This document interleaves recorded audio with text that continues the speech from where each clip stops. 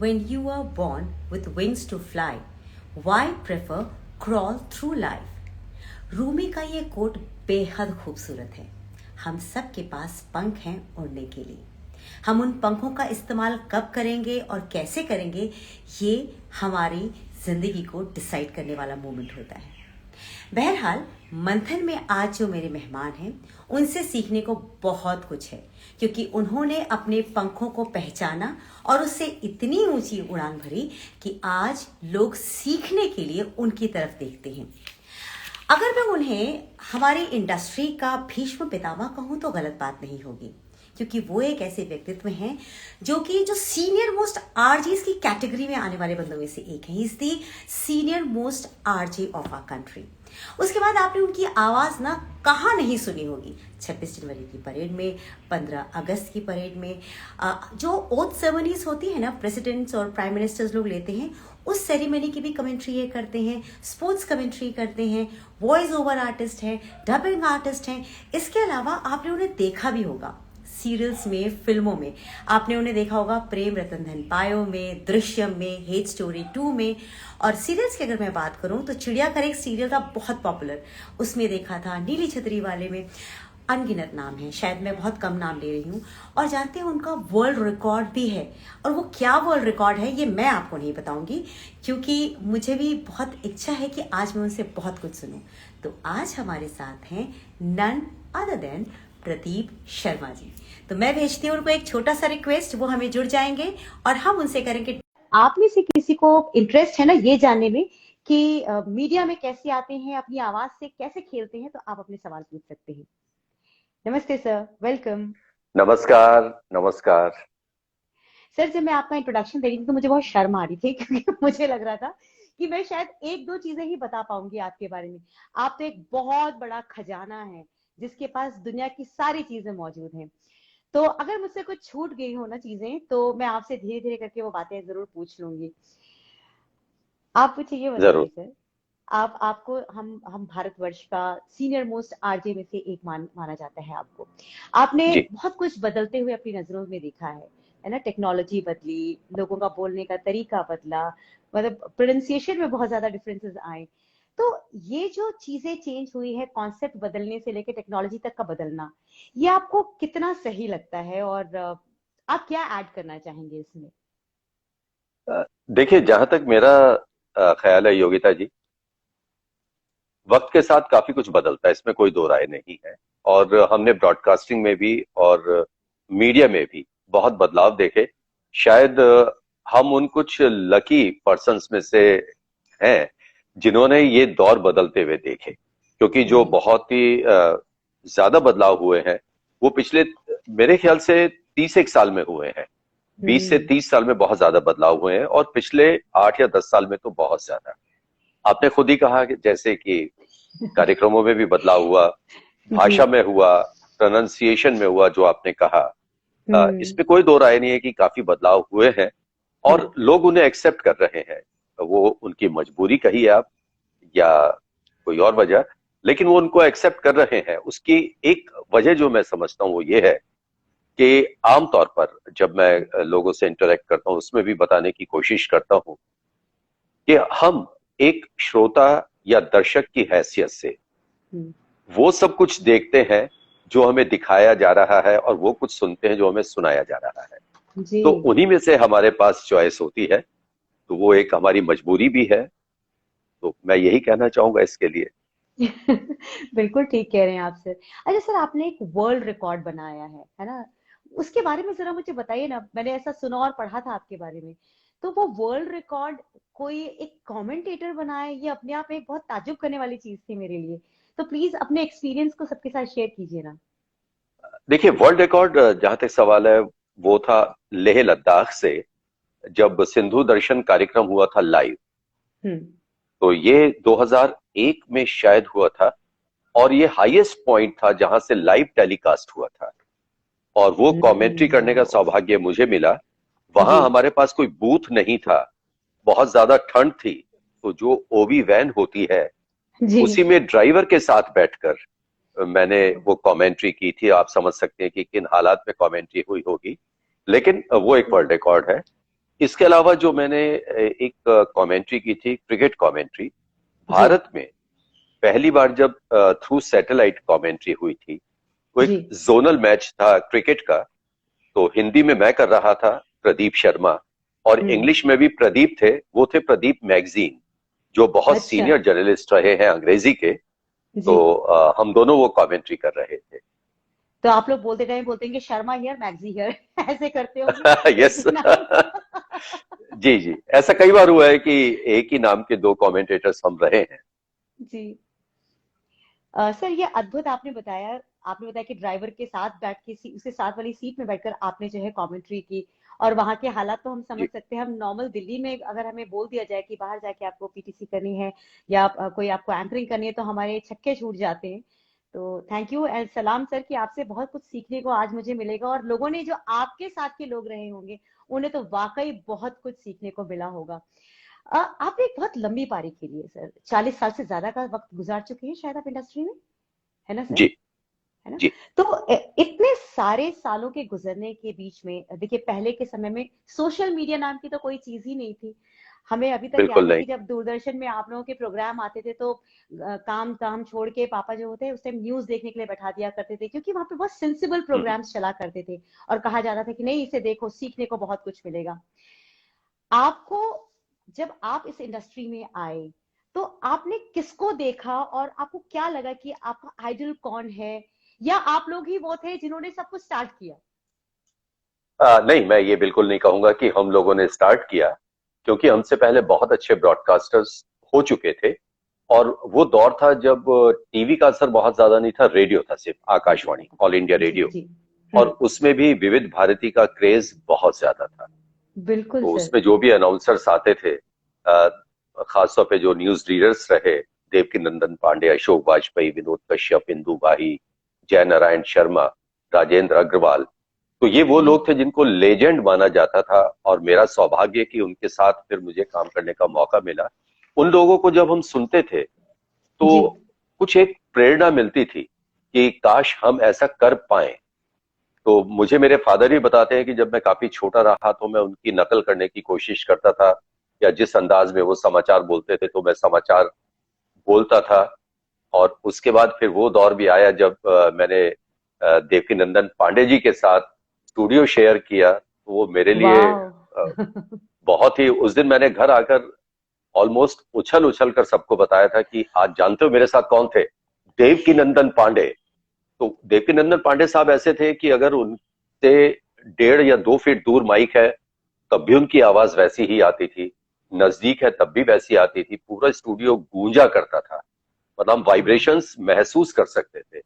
तो उस तरह के जो ब्रॉडकास्टर्स रहे, या फिर हर बुधवार को रेडियो सेलोन से अमीन हम्म। सायानी साहब किया करते थे बिनाका गीतमाला, तो वो हम सुना करते थे बचपन में। फिर ये भी मेरा सौभाग्य है कि अमीन सायानी साहब को मैंने दूरदर्शन पर लाइव इंटरव्यू किया था मुंबई में, वाह। और उनके साथ और 2-3 प्रोग्राम्स में मैं रहा। तो ये कुछ मतलब ख्वाब है, वो पूरे भी हुए।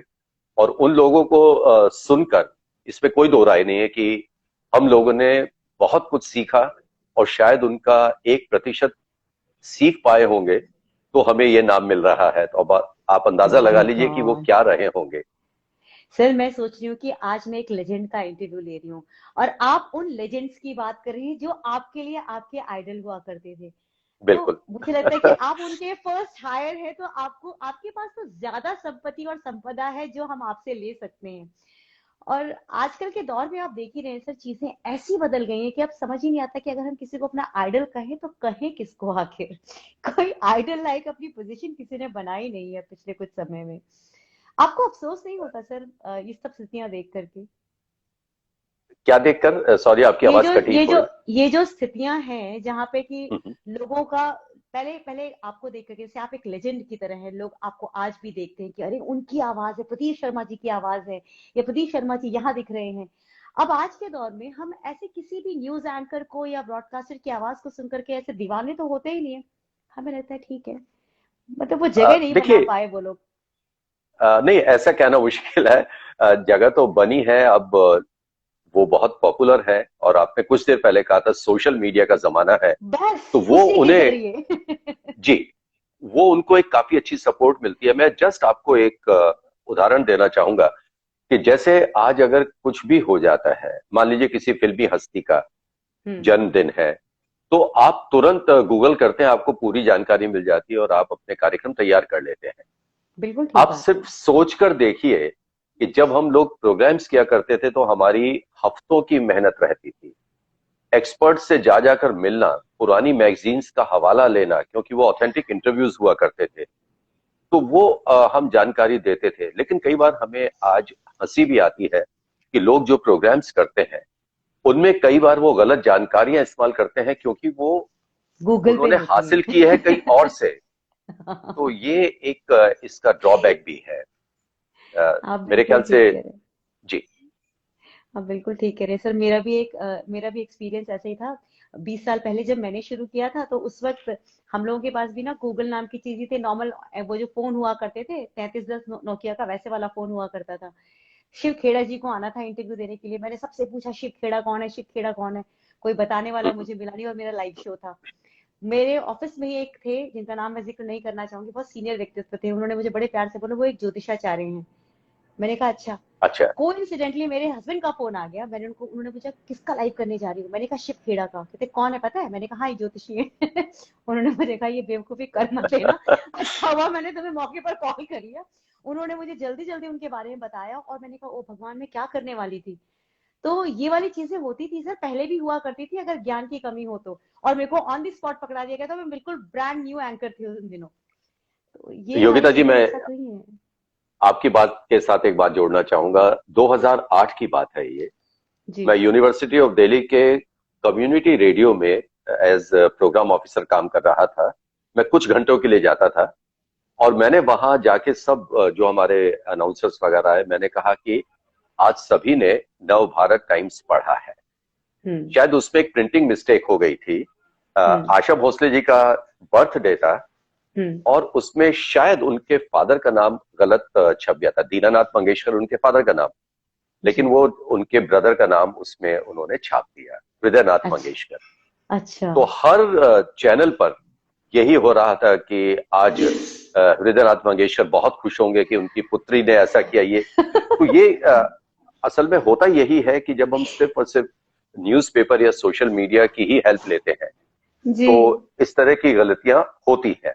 और मेरा मानना यह है कि अगर आप किसी भी फील्ड में जा रहे हैं तो आपकी कुछ ना कुछ उसमें तैयारी होनी चाहिए। होनी चाहिए, मैं बिल्कुल सिर्फ ठीक। इसलिए कह रहा हूं, अगर हम संगीत की बात करते हैं, अभी आपने कहा था हम्म। कि भाषा बदली या प्रोनाउंसिएशन बदला, वो बात बार बार मैं इसलिए ला रहा हूं कि अगर हम संगीत से जुड़े हुए हैं तो जी। हमारी सरगम तो नहीं बदलेंगी ना। अगर हमारे बिल्कुल राग ठीक। भैरवी की, अगर भैरवी की कुछ हमारी सरगम है तो वो हम्म। वही रहेंगी।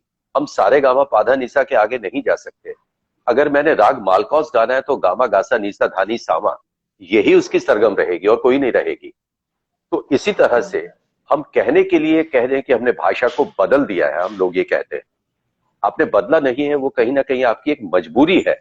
या तो आप बोल नहीं हाँ। पा रहे हैं या आपकी नाक हम्म। का सवाल है कि हमें नहीं बोलना ये, क्योंकि हम जो बोल रहे हैं वो सही है। वो सही है हाँ। हम आजकल लोगों के आप साथ ये था जब हम ब्रॉडकास्टर रहे, आज जी। भी है। हमारे जी। जो सीनियर अनाउंसर्स हुआ करती थी, वो हम्म। पुष्पा नटराजन थी, मिस प्रेम मेहरा थी, या हम्म। देवेंद्र सक्सेना थे, शमीम जायसी साहब, सिद्धांशु भादुड़ी साहब, जो जय भादुड़ी साहब के शायद चाचा रहे। तो इन अच्छा। लोगों के साथ जब हम प्रोग्राम्स किया करते थे और ये अगर हमारा कसूर नहीं भी है और हम्म। ये डांट दिया करते थे, आप यकीन मानिए हमने कभी पलटकर जवाब नहीं दिया था।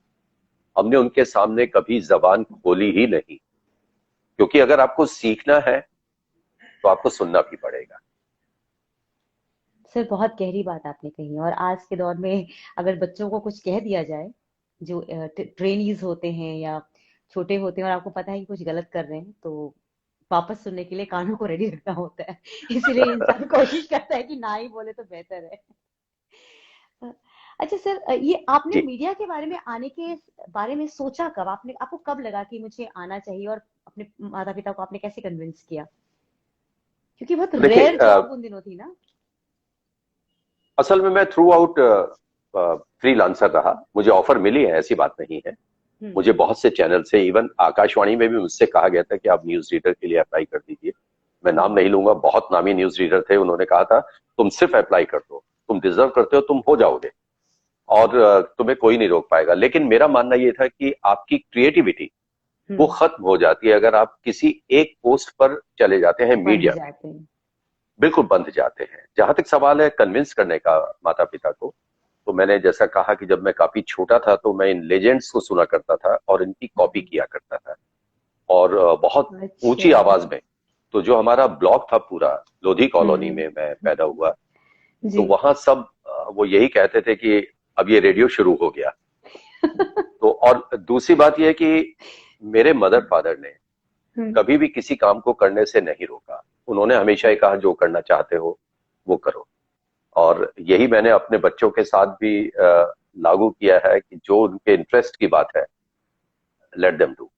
क्योंकि तो, आप देखिए इसमें दो चीज है, अगर मान लीजिए वो उस फील्ड में कामयाब हो जाते हैं तो ये हमारे लिए बहुत बड़ी खुशी की बात है कि जो वो करना चाहते थे उन्होंने किया। या अगर वो स्ट्रगल करते हैं उसमें, उसके बाद कामयाबी मिलती है, तब भी वो उनके ऊपर बात है कि ये आपका फील्ड है और आप इसमें अब जितनी भी मेहनत कर सकते हैं, जितना भी स्ट्रगल कर सकते हैं वो कीजिए। आपको क्या लगता है सर, आपके जूतों में आपके परिवार का कौन सा सदस्य है जो पैर रखने की कोशिश कर रहा है? कोई है जो आपकी तरह बनना चाह रहा हो?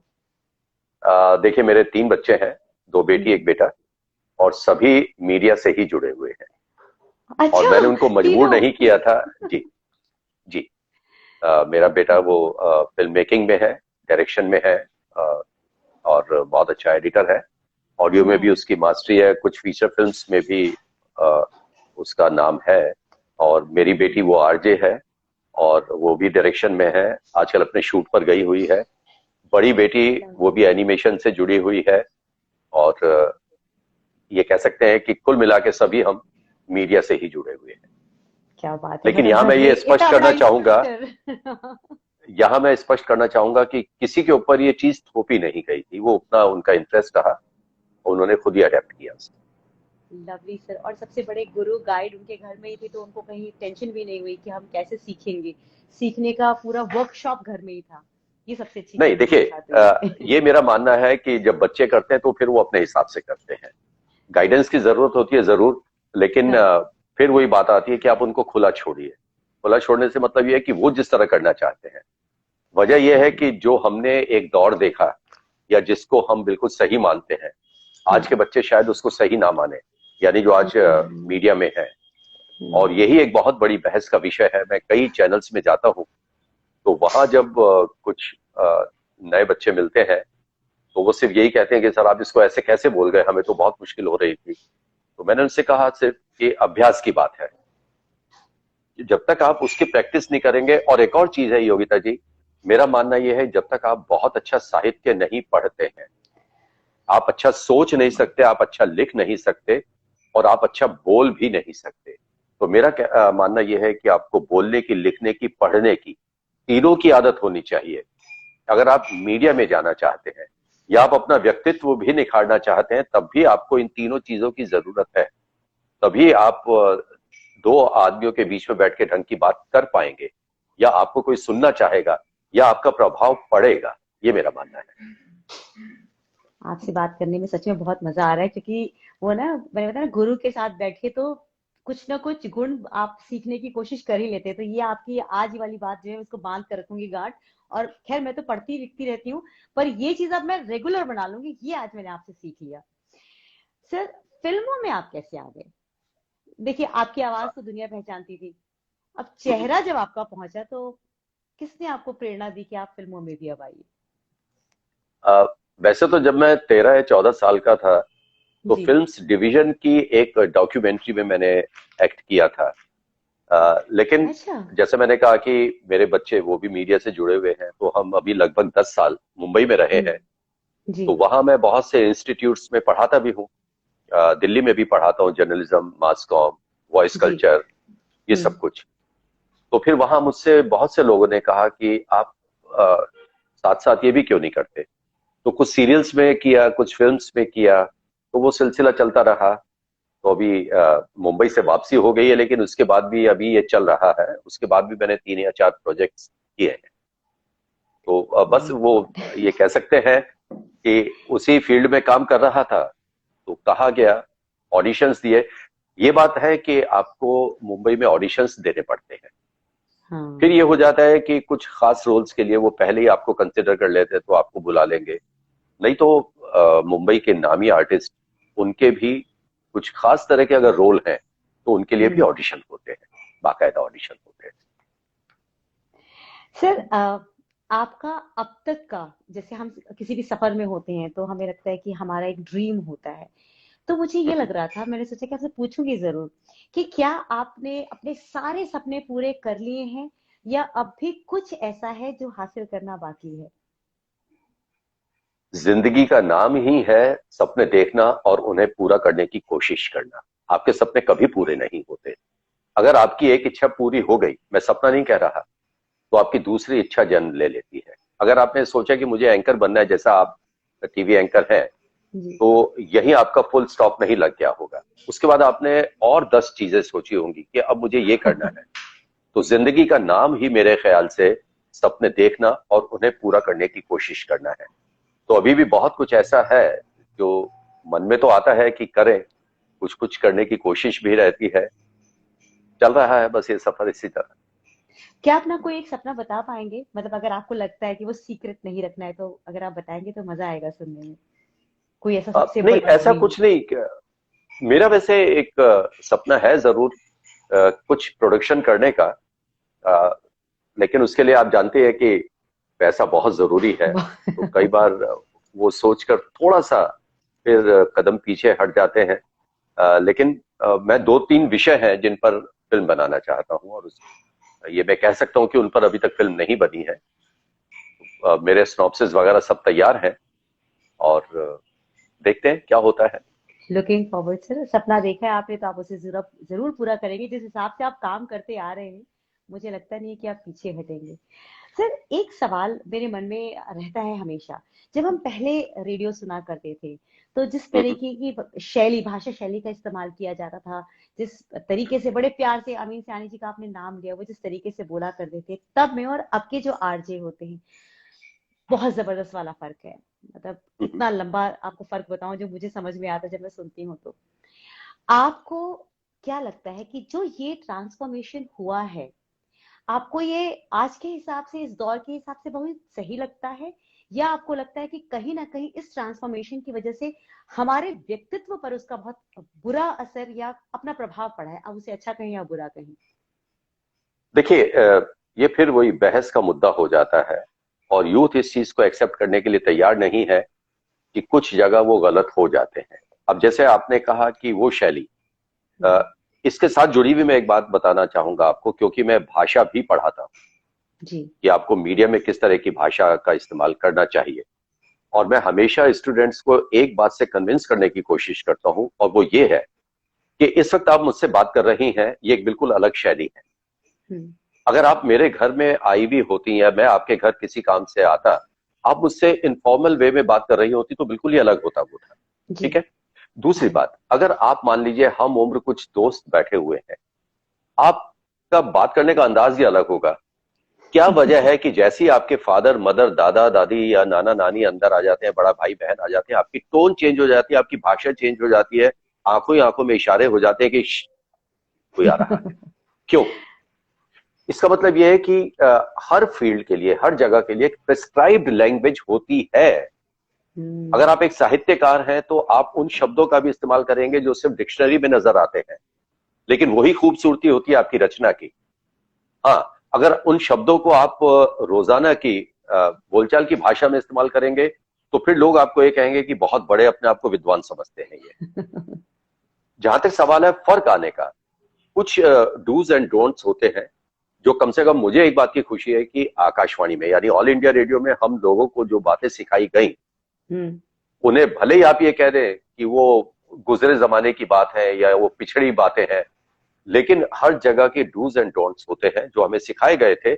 और अगर आज भी सरकार चाहे, उस आधार पर अगर कुछ एक्शन लेना चाहे, तो बहुत से चैनल्स आपके बंद हो जाएंगे। ये मैं दावे के साथ कहता हूं आपको, हम्म। क्योंकि बहुत सी ऐसी बातें होती हैं। जैसे आप संसद के बारे में कुछ नहीं कह सकते, राष्ट्रपति के बारे में नहीं कह सकते, उपराष्ट्रपति, प्रधानमंत्री, केंद्रीय मंत्री जो होते हैं, सेना या धर्म विशेष, संप्रदाय, इनके बारे में आप कोई टिप्पणी नहीं कर सकते। आप मुझे बताइए कौन पालन कर रहा है? कोई भी नहीं। कोई नहीं कर रहा। आपकी गाइडलाइंस है कि हर प्रोग्राम में, जो आपका 1 घंटे का प्रोग्राम है, 5 मिनट सोशल मैसेज के लिए होने चाहिए। कौन करता है आप मुझे बताइए? कोई नहीं करता। जहां तक सवाल है यार कह के बात करना, मुझसे बहुत इस बात से नाराज होते हैं। यार का अगर अर्थ आपको पता लग जाए तो आप बोलना छोड़ देंगे। हम तू तड़ाक करके नहीं बात कर सकते। भले ही ये बिल्कुल सच बात है कि आप मुझे नहीं जानती थी, आपसे मेरी बातचीत हुई, या मान लीजिए आप मुझे अगर जानती भी हैं, आप मुझसे छोटी भी हैं, तो कम से कम ऑन कैमरा या माइक्रोफोन पर जब हम बात कर रहे हैं तो उसमें शालीनता होनी चाहिए, आप कह के बात होनी चाहिए। ब्रॉडकास्टिंग में मान लीजिए अगर मैं बच्चे से भी बात कर रहा हूं जो 2 साल का बच्चा है, तो आप कह के बात होगी, यार कह के नहीं होगी। आज अगर आपने पूछा है सवाल तो मैं इसलिए जवाब दे रहा हूं, जब हम ये कहते हैं कि यार तू क्या कर रहा है आजकल, और तू कौन सी नौकरी करता है यार, तो कमाल है, तू अपने लिए टाइम कैसे निकालता है? This is not broadcasting, I am sorry to say, ये ब्रॉडकास्टिंग नहीं है। ब्रॉडकास्टिंग के एथिक्स होते हैं, हर चीज के एथिक्स होते हैं, तो उनका पालन करना भी जरूरी है। दूसरी बात यह है, सिर्फ चीखना या चिल्लाना वो ब्रॉडकास्टिंग नहीं होती। एक और बात जो आपने कहा, पहले जो भाषा शैली थी वो इसलिए थी कि अगर हम शास्त्रीय संगीत का कार्यक्रम कर रहे हैं तो उसकी अलग भाषा है, अगर हम फिल्मी कार्यक्रम कर रहे हैं तो अलग हमारी एक शैली होती थी, साहित्यिक प्रोग्राम है तो अलग होती थी। आज अगर हम मान लीजिए प्रोग्राम्स कर रहे हैं, पहली बात तो ये कि हमने एफएम को ही रेडियो मान लिया कि रेडियो का मतलब सिर्फ एफएम। दूसरी बात, एफएम का मतलब ये मान लिया कि ये यूथ के लिए है। और तीसरी बात, अननेसेसरीली हम अपने को पैपी बनाने की कोशिश करते हैं। आप मुझे सिर्फ ये बताइए, सुबह आप उठे, मैं मान गया आप मता एनर्जेटिक है, दिन में भी आपकी एनर्जी बहुत अच्छी है, व्हाट अबाउट 11 PM? रात का वक्त होता है जब आप बड़ा सूदिंग म्यूजिक सुनना चाहते हैं, वैसी ही आप अनाउंसमेंट सुनना चाहते हैं। आप ये नहीं सुनना चाहते कि आप बहुत पैपी बोल रहे हैं। 30 जनवरी को, जबकि महात्मा गांधी का शहीदी दिवस होता है, मैं चैनल का नाम नहीं लूंगा, उसमें लगभग इस तरह बोला गया था। और दोस्तों, जैसा कि आप जानते हैं कि आज महात्मा गांधी का शहीदी दिवस है, आज के दिन उनको गोली लगी थी 1948 में, वो हे राम हे राम हे राम कहते हुए गिर गए थे। तो ये आप मुझे बताइए कौन से प्रोग्राम्स है ये प्रोग्राम नहीं होते। ये मैं इसीलिए कह रहा हूं कि अगर सरकार वाकई सही मायनों में, कोई भी गवर्नमेंट हो, अगर वो इन गाइडलाइंस को स्ट्रिक्टली अगर इंप्लीमेंट कर दे तो इसके लिए भी शोर मचना शुरू हो जाएगा। वो ये नहीं देखेंगे कि आप क्या कर रहे हैं, बिल्कुल आप क्या कर रहे हैं। तो इस बारे में कई बार मुझे मेरे बच्चे भी कहते हैं कि आप इस तरह की बातें मत किया कीजिए क्योंकि लोगों को अच्छी नहीं लगेगी, आपको इतना ब्लंटली नहीं बोलना चाहिए। लेकिन ये सच्चाई है। अगर अब इतने एक्सपीरियंस के बाद हम लोग भी नहीं बोलेंगे तो बोलेगा कौन? बिल्कुल। अगर हमने, मैं आपको बताऊं, हमारी जो चीफ अनाउंसर थी मिस प्रेम मेहरा, उन्होंने एक बार क्योंकि भाई आपसे गलतियां होंगी ही, मैंने क्लोज डाउन किया। अब तो 24 घंटे चलते हैं हमारे चैनल्स, रेडियो के जो रेडियो स्टेशन है। पहले दिल्ली ए, दिल्ली बी, विविध भारती, ये रात को क्लोज डाउन होते थे 11:02 पे, 11:05 पे, फिर 12 बजे शुरू हुआ। तो हम फिर मौसम का हाल सुनाया करते थे। अधिकतम तापमान इतना रहा और न्यूनतम तापमान इतना रहा। मेरे मुंह से निकल गया था निम्नतम। अच्छा। मैंने स्टूडियो का दरवाजा खोला, सामने मिस प्रेम मेहरा खड़ी है। ये निम्नतम क्या होता है प्रदीप? तो वो अगर हमको उस वक्त ना टोकें या ना बताएं तो हम शायद सीखने की कोशिश नहीं करेंगे। अगर आपके पास वक्त है तो मैं उन्हीं से जुड़ा एक बहुत अच्छा संस्मरण सुनाना चाहूंगा आपको। प्लीज सर, प्लीज बताइए ना। मैंने कुछ साल बैंक में जॉब किया है, मैं वहीं से रेडियो में अपनी अनाउंसमेंट ड्यूटीज करने आता था। तो एक दिन मैं स्टूडियो ड्यूटी रूम में आया, मिस प्रेम मेहरा वहां थी, 2 ड्यूटी ऑफिसर्स बैठे हैं, 2-3 अनाउंसर्स और बैठे हैं। और जैसे ही मैं ड्यूटी रूम में घुसा, अपने आप को क्या समझते हैं ये बहुत बड़े अनाउंसर हैं, बोलना नहीं आता है, ये यहाँ पर ड्यूटीज करने आए हैं, कुछ नहीं आता इन लोगों को, लेकिन ये आएंगे आकाशवाणी की छाती पर मूंग दलेंगे, ये करेंगे वो करेंगे। मैं खामोश, सुन लिया, ड्यूटी की, रात को 11 बजे क्लोज डाउन हुआ, घर चले गए। 4 दिन बाद फिर आया, फिर वही बात, डांट। लेकिन इस बार डांट क्या थी कि जब तुम्हें पता है कि मैं जिस गलती के लिए कह रही हूं वो तुमने नहीं की थी, तो तुमने मुझे बताया क्यों नहीं। असल में किसी और की गलती थी, डांट मुझे पड़ी। तो मैंने उनको एक बात कही थी कि मैडम देखिए, आपने एक गलती के बारे में बताया कि ये गलती हुई थी, मुझे ये जानना था कि उसकी जगह क्या होना चाहिए था। तो मैं खामोश रहा और हम उनके सामने जवाब भी नहीं देते थे। फिर उन्होंने कैंटीन में ऑर्डर किया आलू बोंडा, हाफ सेट चाय, बेसन की बर्फी, और बिल्कुल मदरली ट्रीट करती थी वो। जब प्यार करती थी तो बहुत करती थी, अपने हाथ से चाय बनाई और फिर मुझे चाय पिलाई। How sweet. अपने हाथ से बर्फी खिलाई, आलू बोंडा खिलाया। देखिए मेरी आंखें नम हो गई क्योंकि मैं मुझे उन खुद पलों को बहुत याद अच्छा कर रहा लगा। हूं। मुझे सच में खुद बहुत अच्छा लगा कि ऐसे लोग भी होते थे। ब्यूटीफुल। इसीलिए शायद हमको सीख पाए। और वो लोग ऐसे थे, वो थी मिस प्रेम मेहरा थी, जैसे मैंने नाम लिया, पुष्पा नटराजन थी। उनकी अनाउंसमेंट एक एक सेकंड का हिसाब होता था, आप घड़ी मिला सकते हैं उनसे। आज की तरह नहीं था। नपी तुली अनाउंसमेंट, कितने सेकंड की अनाउंसमेंट होगी, कितनी देर का कार्यक्रम है, सब कुछ कैलकुलेट होता था। और यही वजह है कि जब जब हम लोगों ने प्रोग्राम्स किए, हमारा प्रोग्राम कभी ओवर कैरी नहीं हुआ, शॉर्ट नहीं पड़ा, सिर्फ इसलिए कि हमने भी अपने पूरे एहतियात के साथ प्रोग्राम्स करने की कोशिश की, पूरा होमवर्क किया, कितना म्यूजिक होगा, कितनी देर की मेरी अनाउंसमेंट है, और उसको बोलकर प्रैक्टिस करके तब हम बोला करते थे। सर, ये जो आप लोगों का दौर था वो वाकई, मतलब मेरे पास शब्द नहीं है शायद उसकी व्याख्या करने की, कि आप लोगों ने सटीक सधे हुए कदमों से जिस चीज को स्थापित किया था, अब चीजें इसलिए शायद खराब हो गई क्योंकि 24 घंटे का समय दे दिया गया और 24 घंटे बोलने का समय दे दिया गया कि बोलना है। तो क्या होता है कि जब आप अच्छी चीजें बोलते हैं तो उसकी उसकी एक एक सीमा होती है कि आप इतना ही बोल सकते हैं। जब आपको कुछ भी बोलना है तो फिर तो हाथ खुल गया, मुंह खुल गया, अब इंसान कुछ भी बोल रहा है। नहीं योगिता मुझे जी, ऐसा लगता इसमें है। एक बात और भी है। ये बात तो है कि अब आपको 24 घंटे बोलना है तो बोलना है। लेकिन एक और कड़वा सच है, वो ये है कि अब आपके इतने इंस्टीट्यूट्स बन गए हैं जिसमें आप मास प्रोडक्शन कर रहे हैं। आपने क्या कर दिया कि आपने एक पर्टिकुलर कोर्स कंप्लीट किया और अब आप जाके कर लीजिए प्रोग्राम्स। ऐसा नहीं है। कोर्स कंप्लीट करने का मतलब यह है कि मैं नकल मारकर भी पास हो सकता हूं, या हो सकता है कि मैं रिटन एग्जाम में पास हो जाऊं, लेकिन जरूरी नहीं है कि मैं बोलने में, लिखने में या किसी चीज को प्रेजेंट करने में शायद उतना सक्षम हूं। तो ये जो अब हमने एक क्राइटेरिया बना लिया है, अब आप डिफरेंट चैनल्स में जाइए, वो क्या कहते हैं कि आपने कहां से कोर्स किया है। पहले आपके प्रॉपर ऑडिशंस होते थे जी। जब हम कैजुअल अनाउंसर बने, तो उससे पहले ड्रामा का ऑडिशन क्लियर किया था, क्योंकि ये बहुत जरूरी था कि अगर आपको अनाउंसर बनना है तो आपके लिए जरूरी है कि आप ड्रामा आर्टिस्ट हो, क्योंकि अनाउंसमेंट्स में भी आपकी वेरिएशंस होती हैं, आपकी मॉड्यूलेशन होती है, पिच वेरिएशन होती है। तो ऐसा नहीं है कि आप आए और वैसे ही कुछ बोलना शुरू कर दें।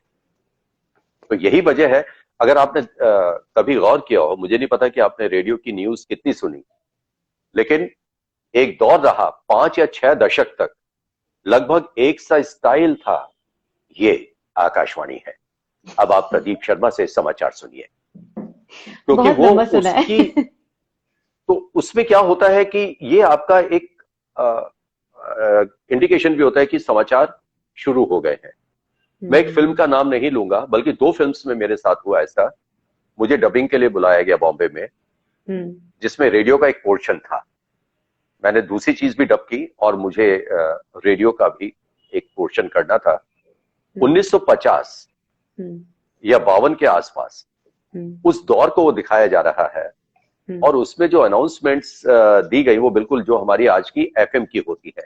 जो समाचार बोले गए उसमें वो इंग्लिश, जबकि पहले समाचार वो बिल्कुल यही होते थे जैसा अभी मैंने आपको बताया, जी, या अनाउंसमेंट्स अनाउंसमेंट्स उन्होंने बिल्कुल वही पैपी अंदाज में लिखा हुआ था सब। और आइए अब सुनते हैं इस फिल्म का गाना जिसे गाया था उन्होंने और इसको पसंद किया है आप सबने, ये इस तरह करके। लेकिन जब मैंने उनको कहा कि ये तो उस दौर की है ही नहीं, तब उन्होंने मुझसे कहा कि आप प्लीज बताइए कैसे करना चाहिए। और उस फिल्म में हवाला था गीता दत्त के गाने का, जो मतलब वो प्ले हो रहा है, सीआईडी फिल्म का, ओपी नैयर साहब का म्यूजिक, मजरूर सुल्तानपुरी साहब के लिरिक्स थे उसमें। फिर मैंने उसमें उस अंदाज में अनाउंसमेंट की। और आइए अब सुनते हैं सीआईडी फिल्म का गीत जिसे गाया है शमशाद बेगम ने। गीत लिखा है मजरूर सुल्तानपुरी ने, संगीत दिया है ओपी नैयर ने। तो उसको आपने प्ले किया। या अभी एक फिल्म आई है, मुझे उसका नाम याद नहीं, रोज या समथिंग कुछ ऐसा है। तो मेरे ही एक साथी ने मुझे भेजा कि उसमें आपकी आवाज सुनी। वो मैंने 2-3 साल पहले डब किया था, उसमें रेडियो का पोर्शन। अच्छा। तो उसमें भी उन्होंने यही कहा था कि सर जो आपके वक्त की बातें हैं आप उसको सुना दीजिए। उन्होंने एज इट इज उसको इस्तेमाल किया उसमें फिर।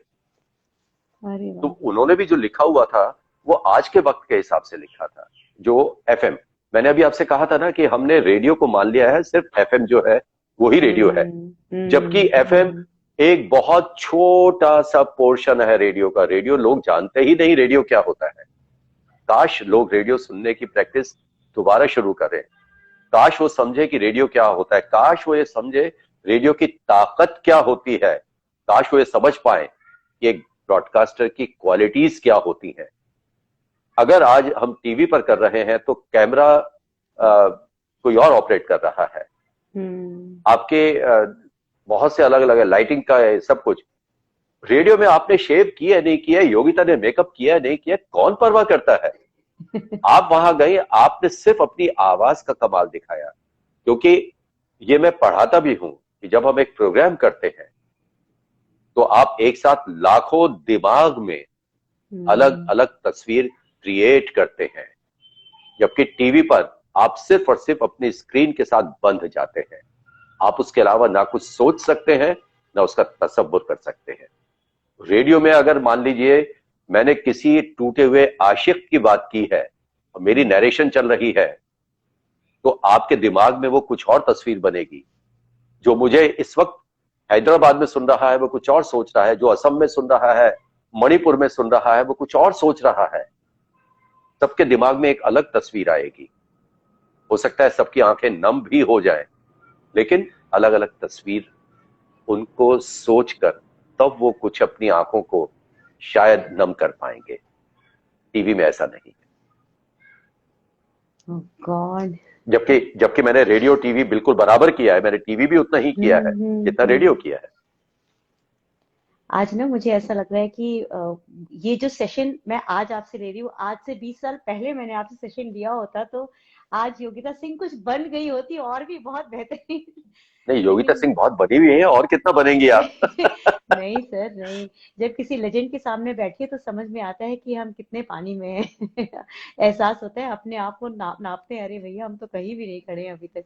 बस मैं सिर्फ एक ही बात का शुक्र मना रहा हूं कि जो मेरे सीनियर्स हैं वो मेरे सामने नहीं है, वरना शायद मैं बोलने की हिम्मत ही ना करता।